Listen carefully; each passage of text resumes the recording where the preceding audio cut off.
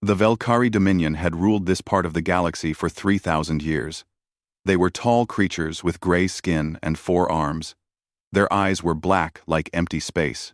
They believed they were the most powerful beings in existence. Every species they found, they conquered. Every world they discovered, they claimed. No one had ever told them no. Commander Thexoran stood on the bridge of his scout ship. He watched the blue and green planet grow larger on his screen. His crew had found this world 2 cycles ago. Initial scans showed it was full of life. More importantly, it had intelligent creatures, bipeds with soft skin and strange hair on their heads. They called themselves humans. They are primitive, his science officer reported. They have only recently left their own planet. Their technology is basic. Chemical rockets, simple computers. They still fight among themselves. Thexoran made a sound of approval. Another easy addition to our empire. Prepare the diplomatic shuttle. We will give them our standard offer. The standard offer was simple. Join the Dominion peacefully and become servants. Refuse and be destroyed. In 3,000 years, every species had chosen to serve. The alternative was too terrible to consider. The shuttle landed in a large human city. Thexoran stepped out with his guards. Thousands of humans gathered to watch. They pointed and shouted. Some looked scared. Others looked curious. A few looked angry. Human leaders came to meet him. They were small creatures, barely reaching his chest. They wore strange colored fabrics and spoke through translation devices.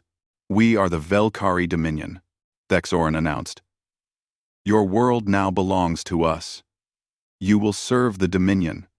Your resources will feed our empire. Your people will work for our glory. This is not a request. The human leaders looked at each other. Then one of them, an older female with gray hair, stepped forward. Her name was Secretary General Chen. We thank you for visiting our world, she said calmly. But Earth does not belong to anyone, except the people who live here. We will not serve your empire.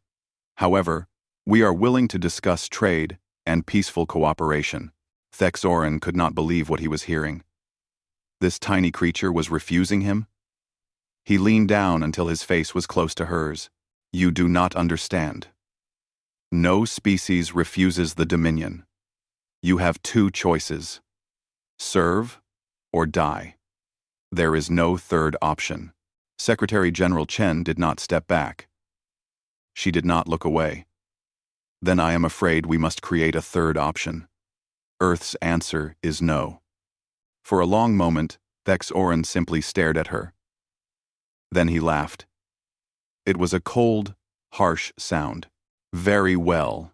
You have chosen death. He returned to his ship and contacted his cruiser in orbit. Target the coastal city to the east. The one with the tall structures. Destroy it. Show these primitives what happens when they refuse us. The cruiser moved into position. Its weapons powered up. On the surface, alarms began to sound. People ran through the streets. But something else was happening too. Deep underground, in bunkers that the Velkari had not detected, human military officers received the alert. The cruiser fired. A beam of plasma shot down toward the city. It never arrived. A human defense satellite intercepted the beam. At the same moment, hidden missile bases launched their weapons. The humans had spent decades preparing for threats from space. They had built defenses in secret. They had planned for this day. 12 missiles struck the Velkari cruiser in rapid succession. The ship's shields, designed to stop energy weapons, could not handle the physical impact. The missiles were simple. They were just metal and explosives. But they hit with terrible force. The cruiser shook. Fires broke out across multiple decks. The engine room exploded. The proud warship that had conquered 100 worlds began to fall apart. Thexoran watched in horror from his shuttle. Impossible, he whispered. They are primitives. They cannot hurt us, but they had. They did. The cruiser limped away from Earth, barely able to fly. Half its crew was dead. Its weapons were destroyed. The ship that had been invincible was now a broken wreck. Dexoran's hands shook as he recorded his report. The humans have refused integration. They have weapons. Primitive projectile weapons, but effective. They damaged our cruiser severely. I am requesting immediate reinforcements. These creatures must be taught their place. He sent the message to Dominion High Command. Then he looked back at the blue planet one last time. You will regret this, he said quietly. When the full might of the Dominion arrives, your world will burn. On Earth, Secretary General Chen watched the damaged alien ship retreat. The people around her were celebrating. They had won. They had driven off the invaders. But Chen did not celebrate. She had seen the size of that cruiser. She had heard the alien commander speak of an empire that ruled for thousands of years. This was not a victory. This was the beginning. She picked up her phone and called an emergency meeting of every world leader. When they assembled, she spoke simply. They will return. They will bring more ships. We hurt their pride today. They will want revenge. She paused and looked at each face on the screen.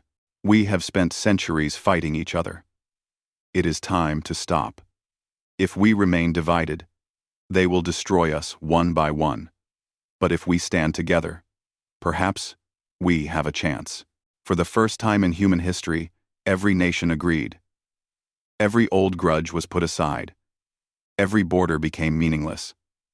They had 1 month, maybe 2, before the aliens returned. Humanity began to prepare for war. 6 weeks passed since the Valkyrie attack. In that time, humanity transformed itself. Countries that had been enemies for centuries now shared their secrets. Weapons that had been built to fight each other were now aimed at the stars. Every factory, every shipyard, every laboratory worked toward a single goal. Admiral Elena Vasquez stood in the command center of the newly formed United Earth Defense Council.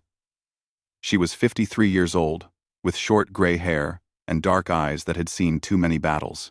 She had fought in 3 wars during her career.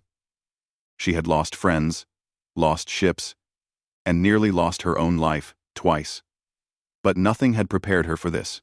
Status report, she said to her aide. Commander James Park pulled up the display. The fleet is assembling at Lagrange Point 4. Current count is 4,300 combat vessels. 800 support ships for supplies and medical care. Vasquez looked at the numbers. Before the attack, humanity had only a few hundred ships in space. Most were small patrol craft and research vessels.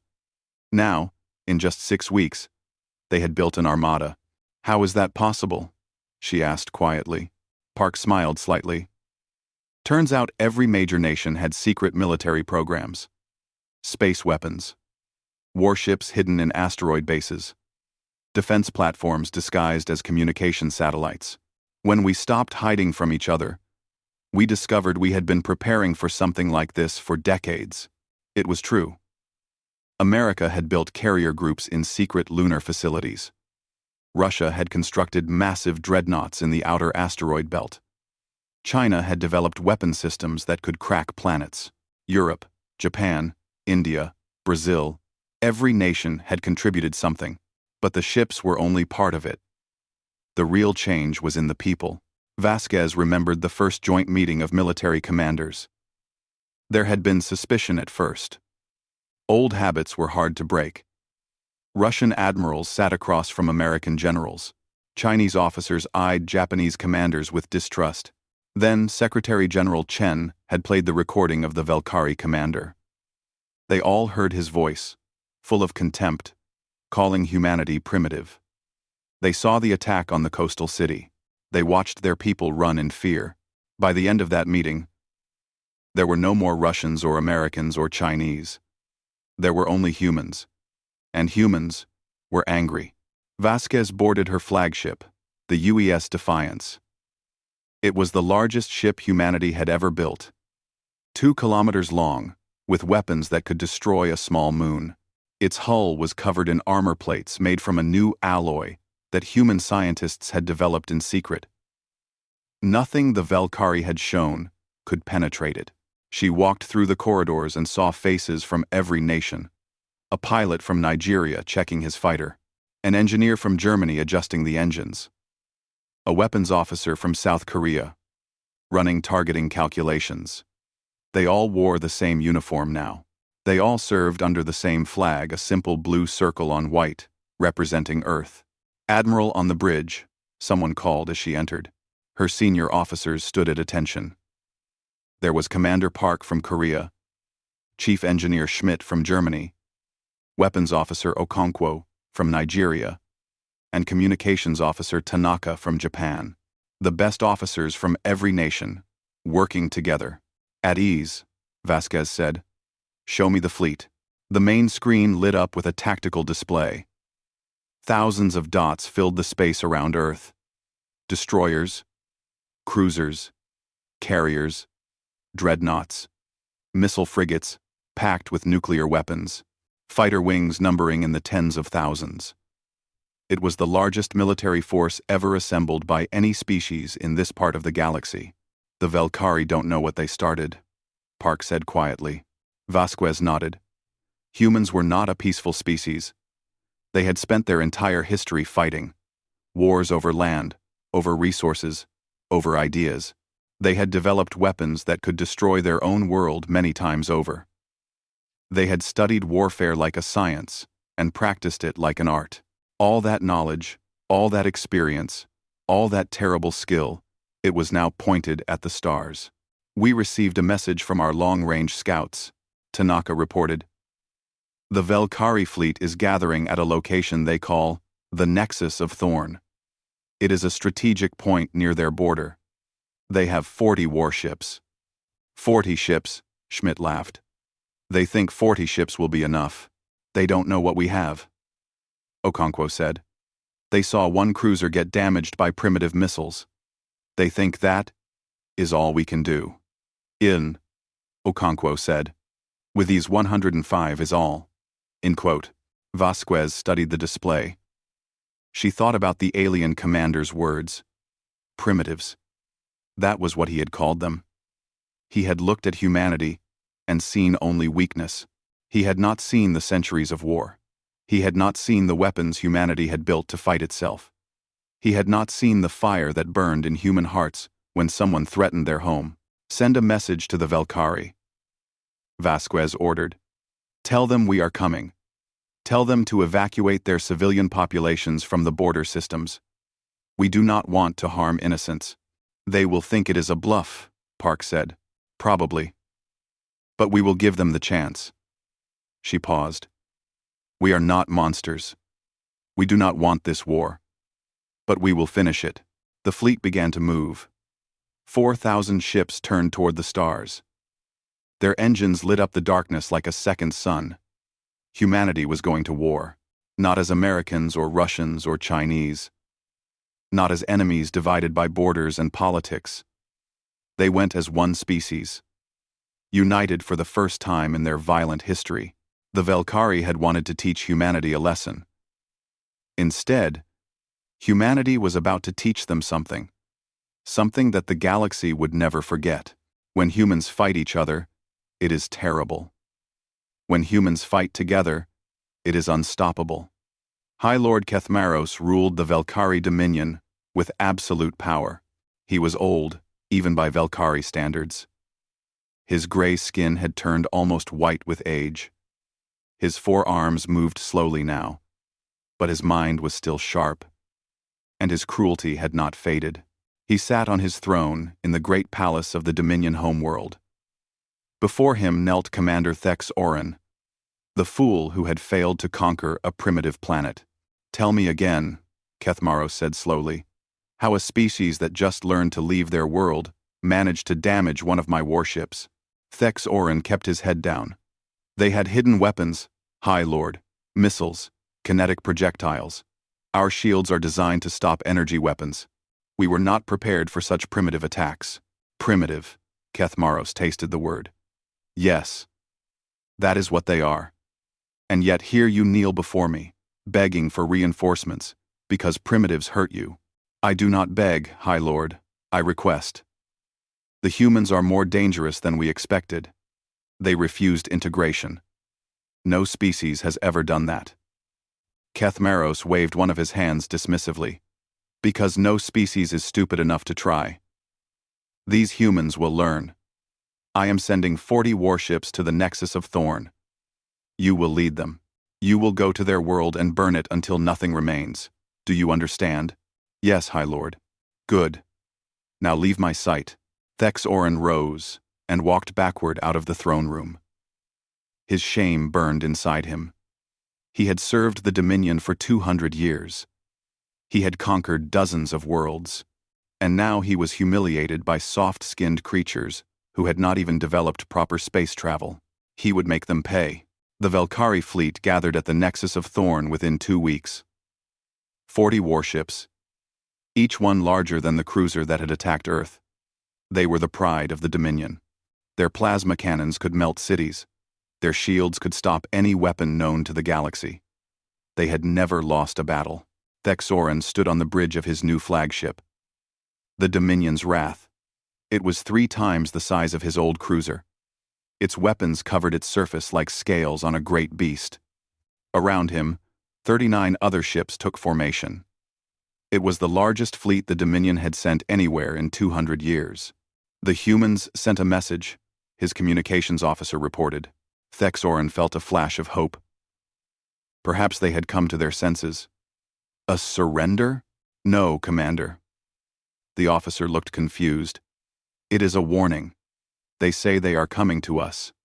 They advise us to evacuate civilian populations from border systems. For a moment, Thexorin could not speak. Then he began to laugh. It started as a small sound and grew until his whole body shook. They threaten us? They warn us? He could barely breathe. These primitives with their rocket ships think they can attack the Dominion? Let them come. Let them see what real power looks like. His crew laughed with him. The idea was absurd. The humans had damaged one cruiser with a surprise attack. Now they faced 40 of the most powerful warships in the galaxy. What could they possibly do against such force? They waited at the Nexus for 3 more days. Scouts reported that the human fleet had left their system and was traveling through space using some form of faster-than-light drive. Thexorin was surprised he had not known they possessed such technology. But it did not matter. 100 ships, or 200, they would all die the same. On the 4th day, the humans arrived. The sensor officer was the first to see it. His instruments began to flash with warnings. His screens filled with contacts. His voice cracked as he tried to report what he was seeing. Commander, I am detecting ships leaving faster than light travel. How many? Thexorin asked casually. There must be an error in the system. The officer hit his console several times. The numbers cannot be correct. Report, Thexorin commanded. 4,000 vessels, Commander. Possibly more. They are still arriving. The bridge went silent. Every officer stopped moving. Every sound faded away. Thexorin walked slowly to the main display and looked at it with his own eyes. The screen showed the Velkari fleet as 40 blue dots. Around them, like a disease spreading across the display, red dots appeared. Hundreds of them. Then, thousands. They kept coming, wave after wave, until the entire screen was filled with angry red light. That is impossible, Thexorin whispered. But it was not impossible. It was real. The primitive species that could barely leave their planet had sent more ships than the entire Dominion Navy. And at the center of that massive fleet came the largest ships Thexorin had ever seen. They were the size of small moons. Their hulls bristled with weapons that his sensors could not even identify. High Lord Kethmaros must be informed, someone said. Thexorin could not respond. He could not look away from the display. His confident smile was gone. His laughter had died in his throat. He finally understood what he was looking at. This was not a primitive species fighting back. This was a predator that had been hunting its own kind for thousands of years. A species that had turned war into science, A species that had finally found something other than itself to fight. And it had brought everything it had. The human fleet stopped just outside weapons range. For a long moment, nothing happened. The two forces faced each other, across the void, 40 ships against 4,000. Then a message came through.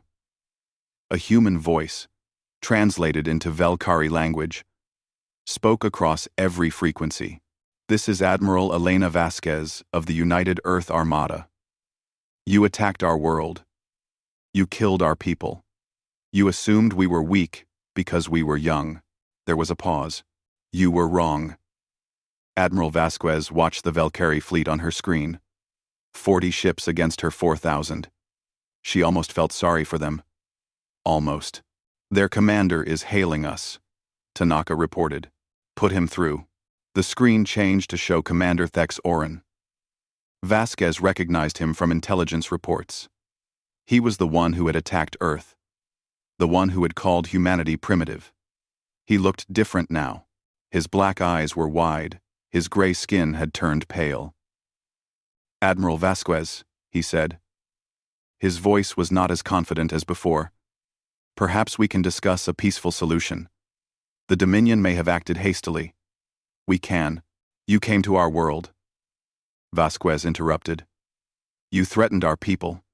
You tried to destroy one of our cities. There is nothing to discuss. Aft, you do not understand. If you attack us, the full power of the Dominion sent 40 ships. Vasquez leaned forward. I brought 4,000. What does that tell you about the full power of humanity? Thex Oren had no answer. You have 1 minute to power down your weapons and surrender. After that, we will open fire. The screen went dark. Vasquez looked at her officers. Their faces were hard and determined. They had trained for this moment. They were ready. Commander Park. Order the fleet into attack formation. Weapons Officer Okonkwo. Prepare all batteries. Chief Schmidt. Full power to engines and shields. Yes, Admiral. The human fleet began to move. Thousands of ships shifted into position like a living creature. Destroyers formed the outer ring. Cruisers and carriers moved to the center. The great dreadnoughts positioned themselves at the front, their massive weapons pointing at the enemy. On the other side, the Velkari fleet also prepared. They had no hope of winning against such numbers. But they were warriors. They would not surrender without a fight. 30 seconds, Park announced. Vasquez closed her eyes for just a moment. She thought about Earth. She thought about the people she was protecting. Children playing in parks. Families eating dinner together. Old couples walking hand in hand. All of them were counting on her. All of them would die if she failed. She opened her eyes. Time's up. All ships, open fire. The Velkari fired first. Plasma beams shot across space. Bright green against the darkness. They struck human shields and splashed away like water against rock. The shields held. Then humanity answered. Railguns fired tungsten slugs at incredible speeds. The simple metal projectiles hit with the force of nuclear bombs. Missiles launched by the thousands, each one carrying enough explosives to destroy a building. Lasers cut through space, burning through armor like hot knives through paper. The first Velkari ship exploded within seconds. Its shields, designed to stop energy weapons, could not handle the kinetic impacts. The tungsten slugs punched through like bullets through cloth. The missiles followed, tearing the ship apart from the inside. The second ship died moments later. Then the third. Then the fourth. Thex Oren watched his fleet die around him. Ships that had conquered worlds were being destroyed like toys. The humans were not just winning, they were annihilating his forces with casual ease. Return fire, he screamed. All ships, concentrate on their lead vessels. The Velkari tried. They focused their plasma cannons on the human dreadnoughts. Green beams hit the massive ships from every direction. The human shields flickered under the assault, but they held. And then the dreadnoughts fired back. The UES Defiance unleashed its main weapon. A beam of pure energy, powered by reactions that human scientists had developed in secret, crossed the distance in an instant. It hit a Valkyrie cruiser and simply erased it. One moment, the ship was there. The next, there was only expanding gas and debris. "Continue firing," Vasquez ordered calmly. The battle, if it could be called that, lasted 11 minutes. When it ended, not a single Valkyrie ship remained. 40 warships, the pride of the Dominion, had been reduced to clouds of burning metal. The human fleet had not lost a single vessel. A few ships had minor damage. Some shields needed to be recharged. That was all. Vasquez stood on her bridge and looked at the destruction. She felt no joy. War was not something to celebrate.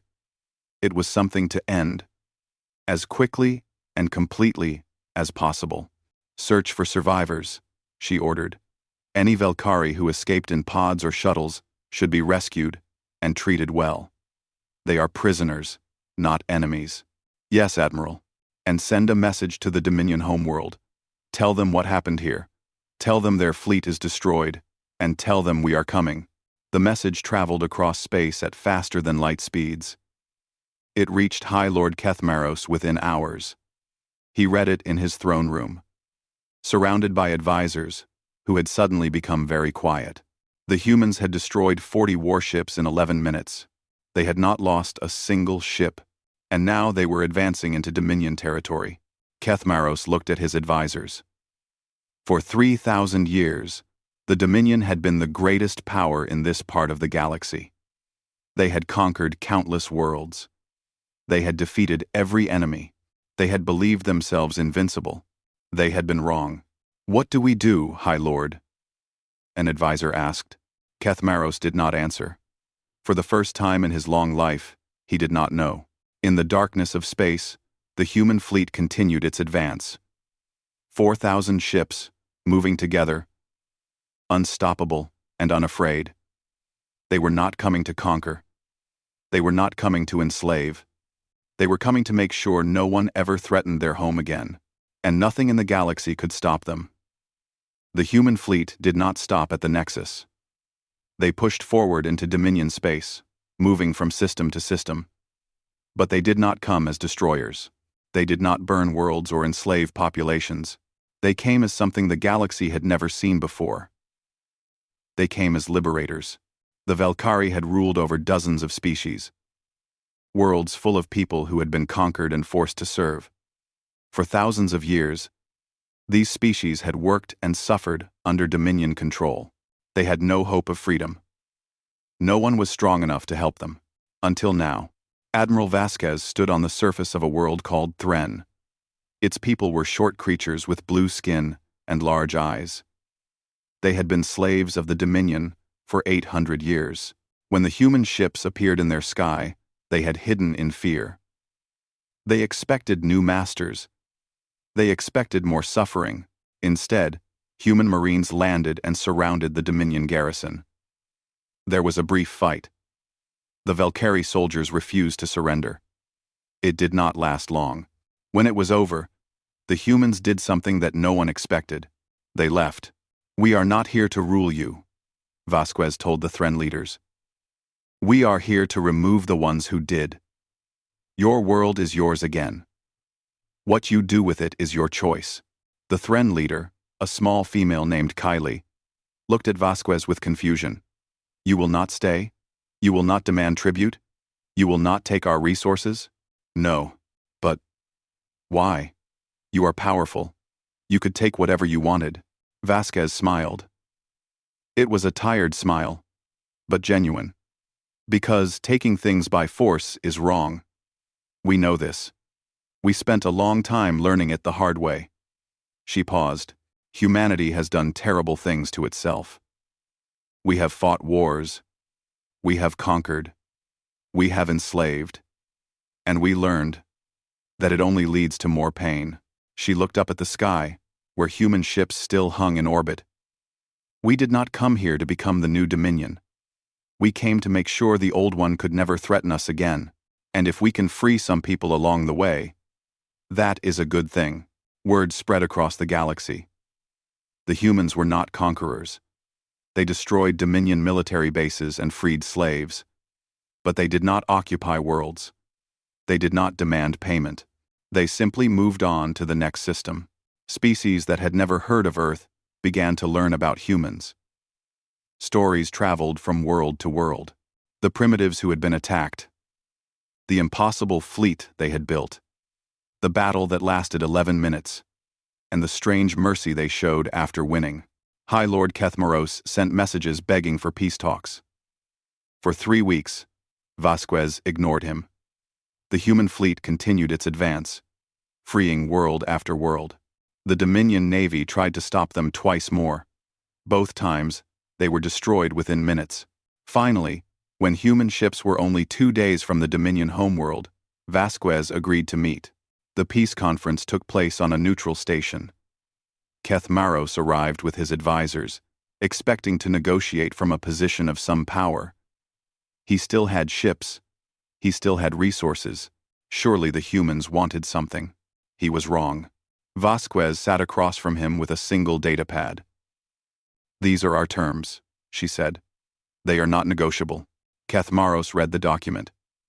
His face changed as he went through each point. The Dominion would release all conquered species. The Dominion would pay compensation to every world they had harmed. The Dominion would reduce their military to defense forces only. The Dominion would never again attack or threaten any species. This is the end of our empire," Kethmaros said quietly. "Yes, we will be nothing. A single world, surrounded by species that hate us." Vasquez leaned forward. "You will be what you should have been from the start. One species among many, equal to others, not above them." She paused. "We are not destroying your people. We are destroying what your people became. There is a difference." Kethmaros looked at her for a long time. Then, slowly, he signed the document. The war was over. In the years that followed, the galaxy changed. The former Dominion shrank to its homeworld and a handful of colonies. The freed species began to build their own governments. Trade routes opened between worlds that had never spoken to each other, and humanity took its place among the stars. Earth became the center of a new alliance.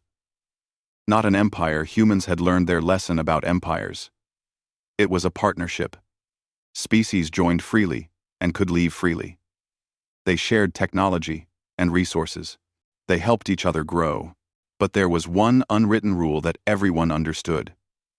One truth that spread across every world and every species. Do not threaten humanity.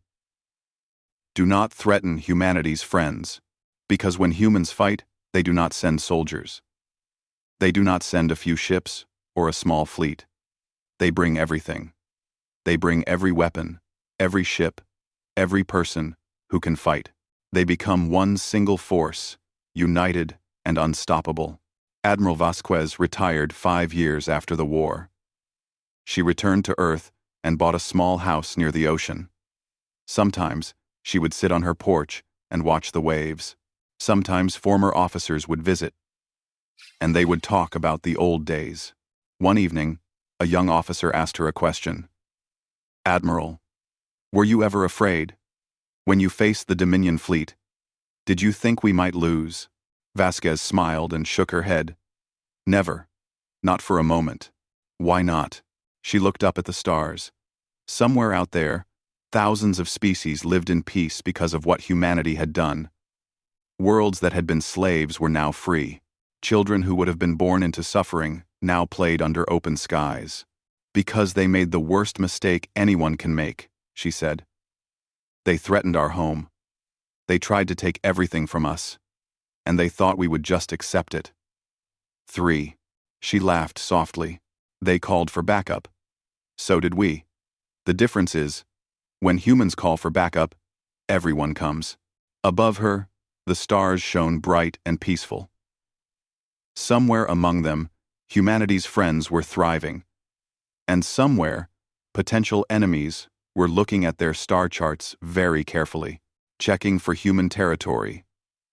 checking for human allies, and deciding to look elsewhere